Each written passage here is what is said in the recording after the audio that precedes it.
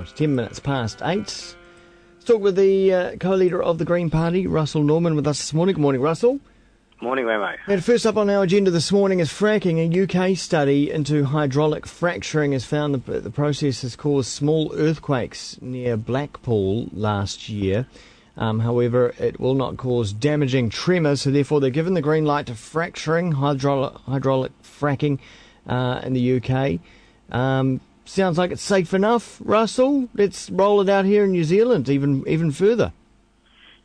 Yeah, it was interesting, the UK one, because one of the issues is if you get earthquakes after you've done the fracking, or during the process of fracking rather, what effect does that have on the drill itself? So because you've got to put down basically a big hole through the ground, but the hole goes through aquifers, the water table.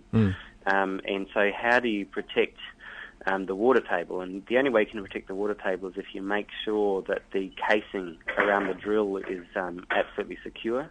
And so one of the questions that's rising up over there now is, well, if there's an earthquake, how do you make sure the casing doesn't break?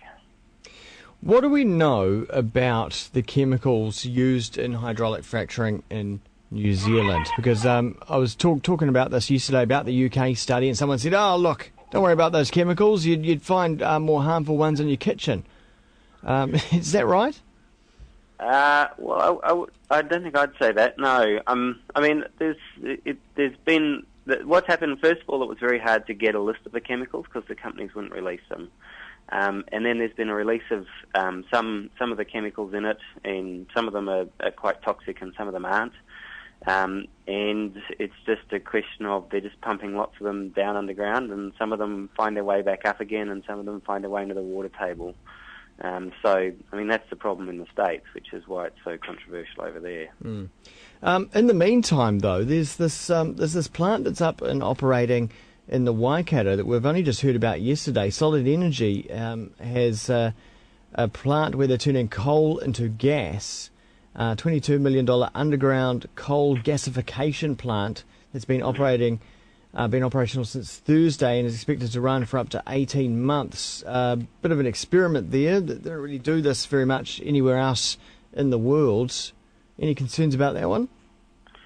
Yeah, I mean, underground coal gasification, I mean, this is all, like fracking and deep sea oil drilling and all the rest. This is, this is what happens at the end of cheap fossil fuels as we go after the expensive stuff. And so what they're going after now is all those coal seams that are too expensive to dig up because they're a long way underground. Yeah.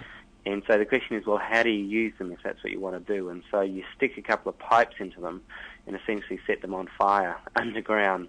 And then the syngas that comes off from that, you use it to run a turbine up on the surface. I mean, it's very interesting technology.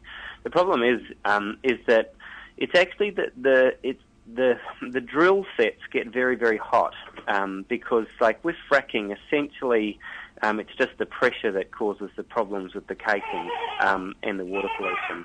Whereas with underground coal gasification, the problem is that when the syngas comes up, it's extremely hot. And so your concrete casing around the drill actually creates, it gets very, very hot and can break. And so that's why underground coal gasification, they banned 2 of the plants in Queensland and been closed down because of the problems with contamination. Because you're burning fossil fuels underground, so you get all those kind of cyclical aromatic carbons like benzene and toluene and stuff, which are carcinogenic, and they found them in the water table in Queensland. Well, does it also contribute to greenhouse gas emissions? Yeah, of course it does. I mean, it's coal. I mean, so, if we're serious about climate change, instead of putting all of this investment into figuring out how we can get out the last of the fossil fuels, the most expensive and difficult ones to get to, what we'd be doing is putting our investment into alternatives to fossil fuels, so renewable energy. And that's really the divide that we're at the moment.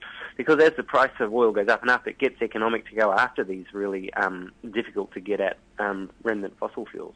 Okay. In other news, the New Zealand dollar extremely high against the US dollar at the moment. Great if you're wanting to get on Amazon and buy a book or a CD or whatever. Not so good if you're exporting. What can the government do to control the exchange rate? And should they be controlling the exchange rate? Yeah. So this is an issue. It's not just if you're exporting; it's also if you're producing in New Zealand but you're competing against imports. So it's what's called the whole tradable sector. So the whole part of the economy that is either exporting or is competing with imports, and that part of the economy is critical to our survival.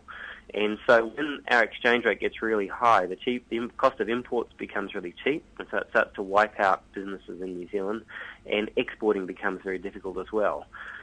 Now, we simply, have to have an efficient, a very productive tradable sector. So overseas, what they're doing is a lot of jurisdictions have got high exchange rate problems because the United States is printing money, the UK is printing money, the Eurozone is in trouble, and so some of the major currencies around the world are going down, and it means that a number of other currencies because it's all relative, are going up. And that's making it very difficult. The Swiss central bank is now saying that if our currency, the Swiss franc, gets too high, we will simply print unlimited amounts of Swiss francs and buy other currencies with them in order to push down the value of the Swiss franc because it's destroying our economy because it's getting too high. Yeah. So other central banks and other governments are being very, very active to try to stop their currencies going too high, whereas the New Zealand government isn't. Okay, and could they use the Reserve Bank could they change the rules? Because at the moment, the Reserve Bank, all they do is try to keep inflation low. Could they give them other tools? Yeah, well, part of it is giving them other objectives. So the objective at the moment is just to keep inflation between 1% and 3%, whereas other central banks have objectives around the currency or the productive sector. Right. And that's what the Swiss central bank is doing. And that's even the Australian central bank has got other objectives, but there's different ways to try to manage the currency than simply a hands-off approach, which is what we tend to do in New Zealand. All right, this morning at 10:30, Jerry Brownlee is set to make some kind of announcement about the rebuild of the Christchurch Central City. News is already leaking out this morning that it looks like they're going to be putting an advisory board in place and therefore take away the responsibility of the rebuild away from the Christchurch City Council. What do you make of that? Well, obviously this is yet another layer of Muldoonism from this government. Remember, it took away the regional council there because the regional council wasn't approving irrigation projects fast enough. And so the thing is that there's been a very kind of consultative and democratic process for writing the new plan for the rebuild of the centre of Christchurch, which the City Council has overseen, and it's very green, small g green. Yeah. And my concern is that, you got Jerry Brownlee in there who doesn't have a green bone in his body, and he's going to get in there and try to rewrite the plan to make it very anti-green and anti-sustainable. And so that's the danger of central government getting involved in overturning what the people of Christchurch have said they want. Yeah. Okay. Finally, do you actually believe that the Chinese fourth-ranked leader that's currently in New Zealand, do you think he is actually here to put pressure on the New Zealand government regarding the sale of land like the Crayford Farms? I don't think the timing of the visit's to do with that. The timing was set some time ago. But clearly, China has been saying very clearly to the New Zealand government, the Chinese government has been saying very clearly that they see the Crayford Farm approval as a watershed issue, and they expect it to be approved. There's no question about that. That's what everybody says who's been listening to what the Chinese government's been telling the New Zealand government. Mr. Jia, I'm sure he's here for the 40th anniversary and all that, but he's made it, in his piece in the papers, he made it clear that he expects the investment policy framework to be good for Chinese investors. Yeah.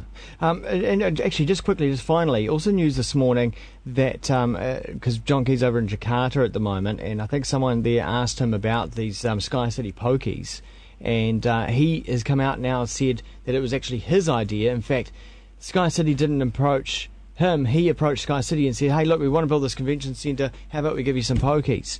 Or how about we let you change we change the law so we let you have some more pokies? Should the Prime Minister step down?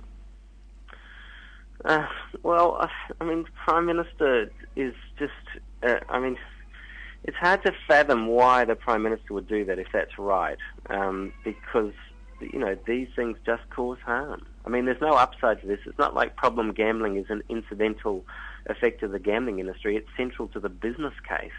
That's how they make their money, is by targeting problem gamblers. But of course, that's the issue. But what about the actual process of it, of him going to Sky City and saying, look, we'll change the law, we'll give you these pokies, just give us a convention centre. He approached them, they did not approach him, is what he's saying.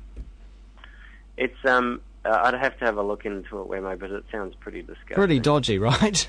Yeah. Real dodgy. I've never heard anything in my whole lifetime here in New Zealand. It's Well, this is how this government works. It's like, they don't have a development strategy. They just go around and pick winners. So they picked Warner Brothers and gave them a whole bunch of new laws. Looks like they want to pick Sky City and give them a bunch of new stuff. They picked the irrigation industry. They're going to give it some money.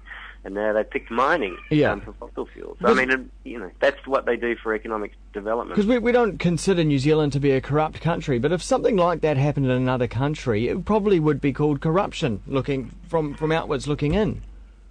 Well, some people, I don't know, in another country they might well.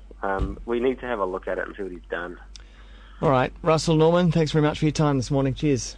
Okay, cheers, mate. Co-leader of the Greens, Russell.